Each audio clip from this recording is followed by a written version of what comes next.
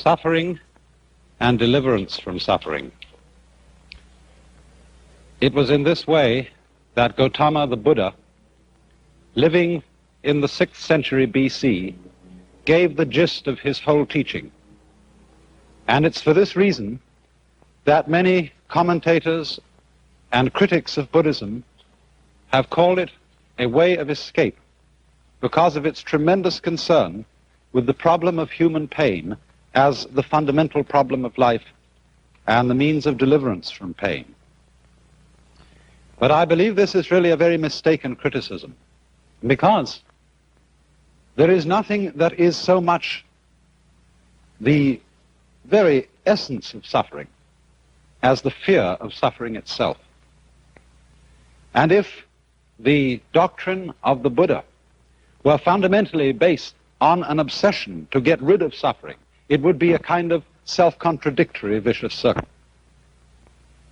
This is very well illustrated by another of those stories which I tell from time to time, where a student came to his master with the question, "It is terribly hot, and how shall we escape the heat?" In other words, this was a symbolic question, asking about the whole problem of the heat of suffering. It is terribly hot, and how shall we escape the heat? And he answered, "Go right down to the bottom of the furnace." "But in the furnace," said the student, "how do we escape the scorching fire?" And the master's final word was, "No further pains will harass him." Now you might say then that the attitude of the Buddhist philosophy to suffering is not at all one of turning away from it, of solving the problem of suffering by turning one's back on it and escaping it. Rather, its whole attitude is that the solution to the problem of human pain, whether it be physical or whether it be moral, is to go right into it. Now, in the Buddha's doctrine, pain, or suffering in its most general sense, is designated by this word dukkha in Sanskrit. Dukkha is the opposite of sukha. And if you break the word down, du here means what is disagreeable, painful, bitter, and ka means condition. Su means what is sweet. So you might say this is bitterness in contrast with sweetness. And the first proposition of the Buddha's teaching, what is called the first of the Four Noble Truths, is the idea that life as we live it is fundamentally dukkha, fundamentally a kind of chronic frustration. And man's effort is always to get rid of this and go to that. But the basic idea of the Buddha was that if you have this, you must have this, because these two contrast with each other. You don't experience this unless you experience this. You don't experience this unless you experience this. So if you go after sweetness, you cannot experience sweetness unless there is always as its background the contrast of bitterness. And therefore, the objective of the Buddha's doctrine was not to get rid of pain and put pleasure in its place, but to go to something else which stands, as it were, transcending these two opposites, above and beyond them, which in Sanskrit is called ananda. That word is usually translated bliss, but in a rather unusual sense. There is a poem, again from the tradition of Chinese Zen, which says, "Under the sword lifted high, there is hell making you tremble. But go straight ahead, and there is the land of bliss." And so bliss here has a very special meaning. It isn't bliss in contrast to agony. And I think probably the best way of translating the word ananda is to use the English word ecstasy. Now, then our problem is simply this. How is it that through a profound going into suffering, that is to say, a profound acceptance of it, there can come out of it some sort of bliss? This is the problem we have to understand. Now, first of all, by way of illustration, I would like you to consider a mild but nevertheless chronic form of suffering which we constantly undergo, the experience of fear. What is fear? What, in other words, when you are afraid, are you actually feeling? A great deal of the doctrine of primitive Buddhism, as we have it recorded from the Buddha's own teachings, is concerned with close attentiveness to one's inner feelings and states of mind, a careful watching of them to find out what they really are. And supposing then you're afraid, what happens to you? Many people, when asked this question, seem strangely unaware. Their thoughts are concentrated on the particular imagination of the feared event happening. In other words, a person is afraid of having a certain sickness, disease, and he keeps thinking of what it might be like to have that disease. But supposing we switch our attention from that and concentrate for a moment on what it simply feels like to be afraid, we find, don't we, that we get a kind of creepy feeling up the spine. We get a sort of sinking or hollow feeling in the pit of the stomach, and a clammy sensation in the palms of our hands. Now, as a matter of fact, that's not really very painful, is it? That's all that's the matter with you, and that's the worst that life can do to you at that moment. Furthermore, notice something else, that when you have what you call fear, you have also precisely the same sensations that you have in a totally opposite situation, when you have what we call shudders or thrills of delight. They are the same shudders, the same trembles, sometimes even the same creepy feeling up the spine, the same sinking feeling in the pit of the stomach, that a very profound, positive emotional experience can excite. So that we find that our feelings depend for their valuation as to whether they be positive or negative, very much as to the context in which they occur. For example, say a father is playing with his boy, and he gives him a slap on the behind. The boy looks around, and if he sees an angry expression on his father's face, he feels hurt. It was painful. But if he sees his father is laughing at him and was just teasing him, it doesn't hurt him at all.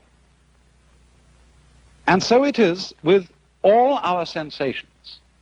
The way they impress us positively or negatively, as good or bad, depends to a very large extent on the context in which they are set. Take, for example, in a poem like this by the humorous poet Thomas Hood.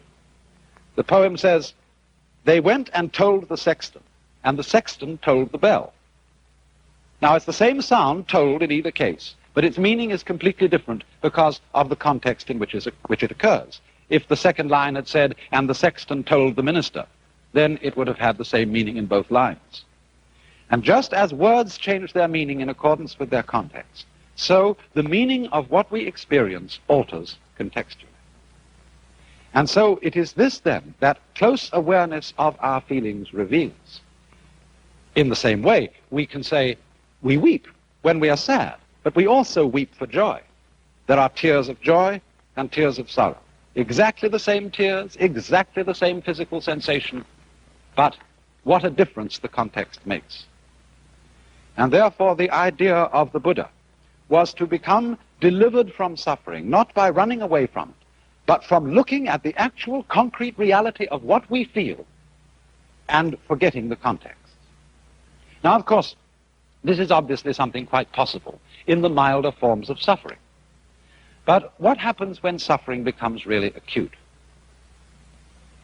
Perhaps as an illustration of this, I might turn to a very extraordinary work of art. It is a sculpture of Saint Teresa by Bernini.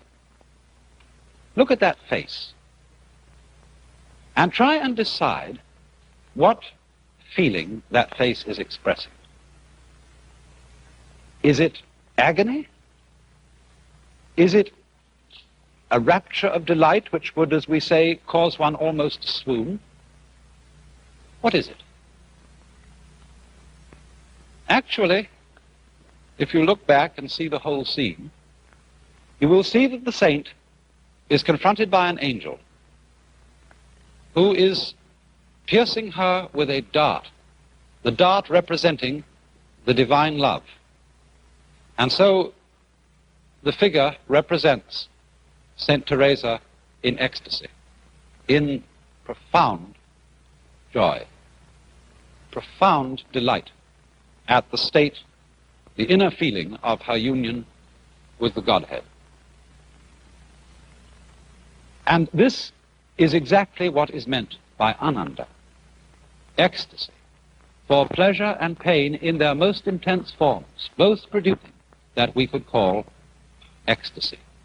A very striking illustration of this has been given recently. Some of you may have heard of the work of a British obstetrician by the name of Grantley Dick Reed, who has many students among obstetricians in this country. For as you know, the pains of childbirth can be some of the severest pains that a human being can undergo. And the point of Dr. Reed's work has been to show that if you change a woman's attitude to the experience of childbirth, if, in other words, you stop calling these feelings pains, and instead you call them tensions, and if, before childbirth, you train her to relax, to let go of herself, and, as it were, cooperate with the tensions that she's experiencing, the whole character of childbirth can be changed. And many women who have undergone this pre-birth training say afterwards that what they might have expected to be an extremely unpleasant experience turned out to be a profoundly moving experience, even a joyous one. Now, of course, it's pretty clear that we can do something like that when the context of a painful experience is very positive, as it is with childbirth. After all, this is a creative event. But wouldn't it be a very different matter in the case of the pains of death? Would it be possible, for example, to look upon the pains of death as natural tensions, and so have an entirely different attitude? I don't know why not. After all, we fear death, we have a negative attitude to death, largely because of social conditioning. It's what we've been taught. For example, just to give another illustration and then get back to the subject of death. The idea of being sick, I mean vomiting, is something which most of us regard as disgusting. But is it actually disgusting? Don't we revolt with the feeling of disgust from it? Because when we were little children and we were sick and we threw up, our mothers went, "Ah," and we caught from them the emotional attitude toward that kind of experience, so that it reverberates and echoes with us ever afterwards. Well, it's rather the same with death, because death is, after all, beneficent. If we never died, not only would our world become hopelessly overpopulated, not only might we become utterly bored with century after century after century of experience without intermission, we might crave death after the first 500 years of life. And never to be able to have it would be like the torture of a chronic and fantastic insomnia. So, if death is fundamentally merciful, if it is natural, if it is something that is just as much an integral part of being a human being as having a head or having hands, then would it not be possible to have a changed attitude to death in any community or society, so that in due course people could begin to look upon the pain attending death in the same way as they can be taught to look upon the pain attending birth? Now, there's another aspect of the problem, and that is that a great deal of our negative attitude to the experience of pain, and acute physical pain I'm speaking of now, is connected with a certain culturally conditioned unwillingness to react to pain in the natural way.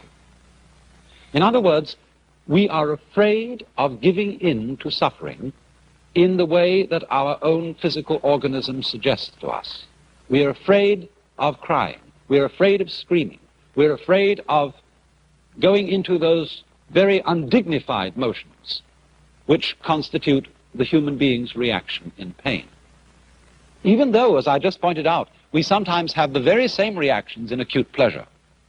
But we are fundamentally ashamed of pain because we are taught that giving in to pain, weeping or something like that, is unmanly, sissy, or something like that. Now, it's a very dangerous doctrine that a human being should always be rigid in conditions of suffering. I often like to quote a passage from that Chinese philosopher, Lao Tzu, Lao-Tzu, which says, "Man at his birth is supple and tender. In death he is rigid and hard. Plants when they are young are pliant and soft, but when dead they are brittle and dry. Thus, tenderness and softness are the companions of life, but rigidity and hardness are the companions of death." In other words, there is strength in weakness. Consider a cat.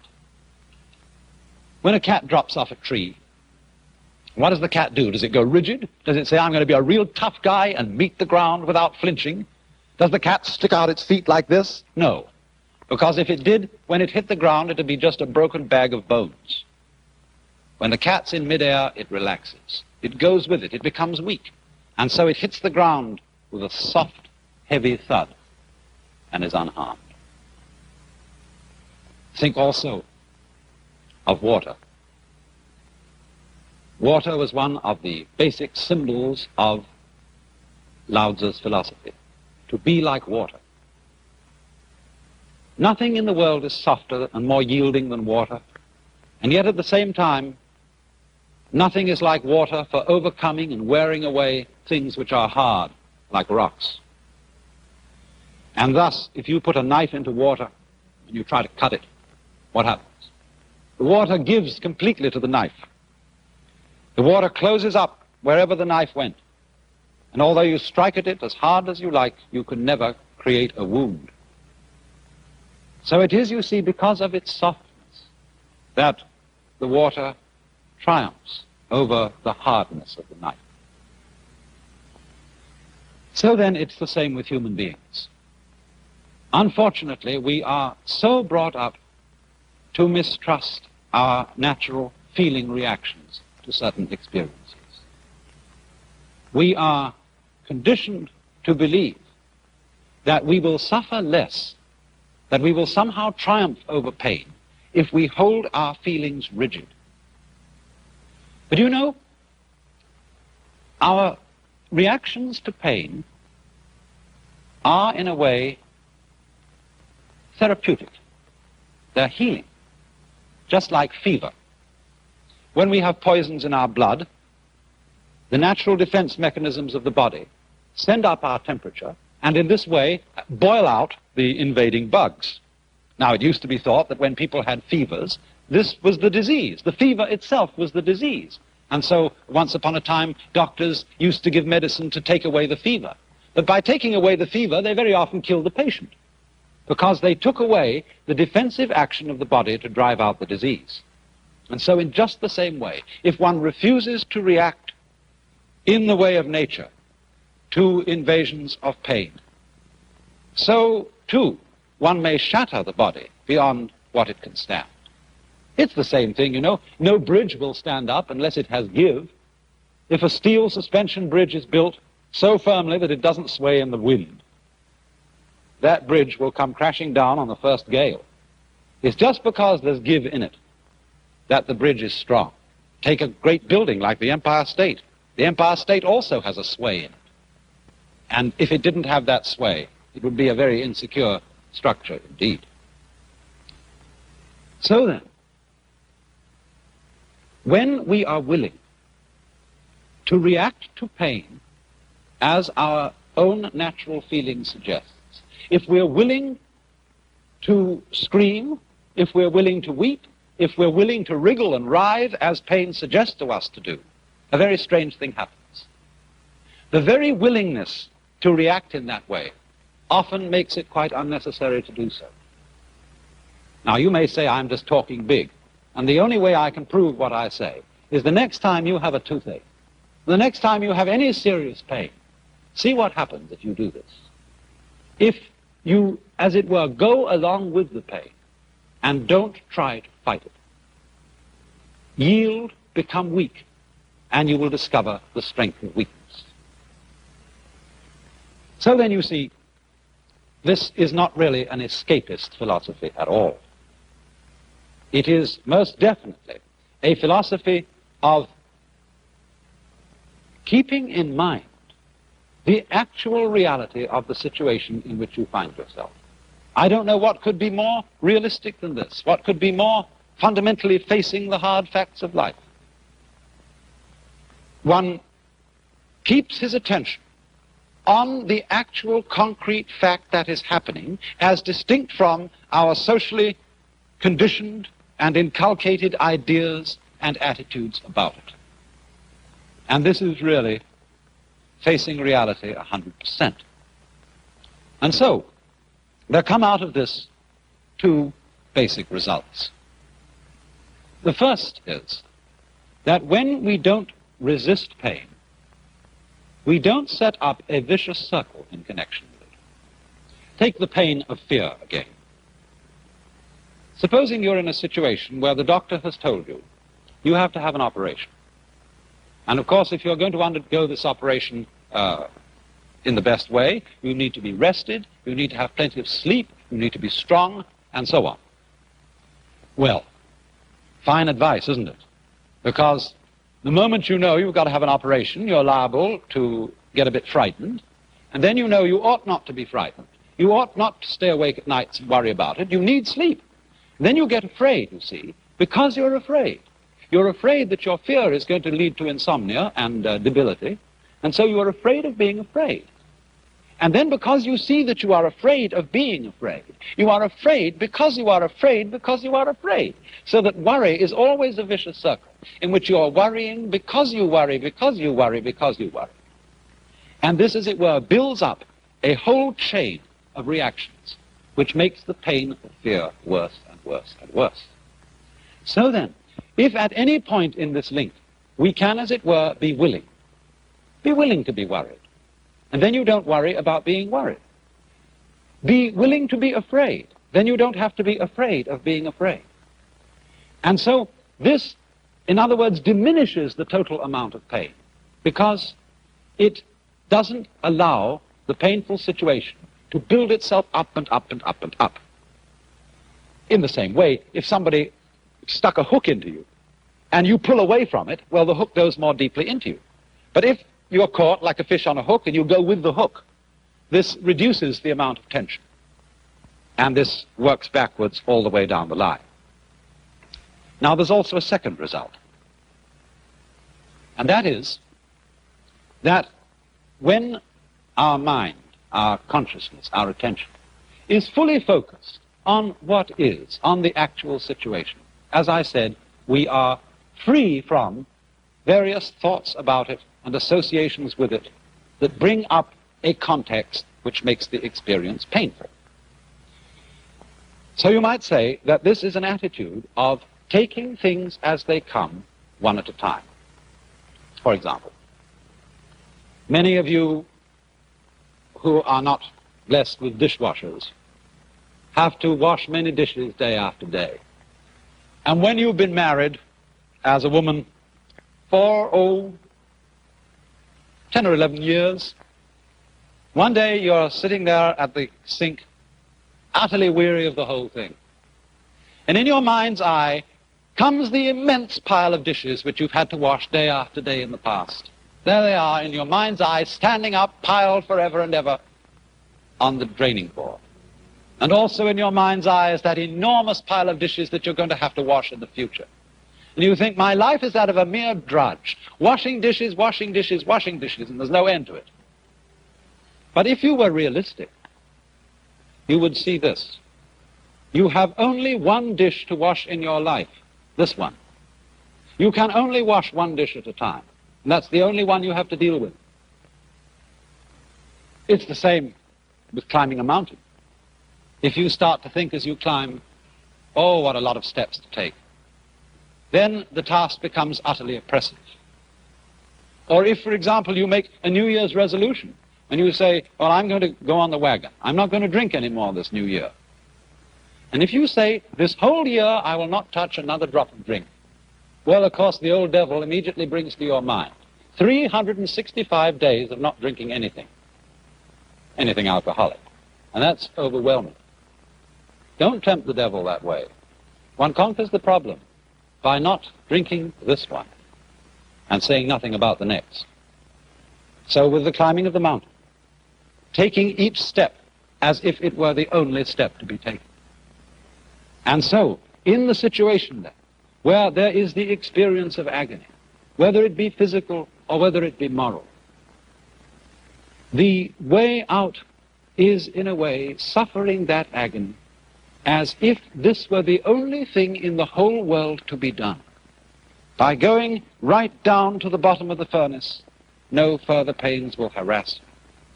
It was also so, isn't it, in Dante's Divine Comedy, when Dante and Virgil find their way out of hell by going down to the very center of hell. I like to illustrate this with another of those Zen stories. There was a monk who got news that his mother had died, and he was weeping. And another Buddhist monk said to him, you ought to be ashamed of yourself. You, a monk, still showing worldly attachments by weeping. He said, don't be silly. I'm weeping because I want to weep.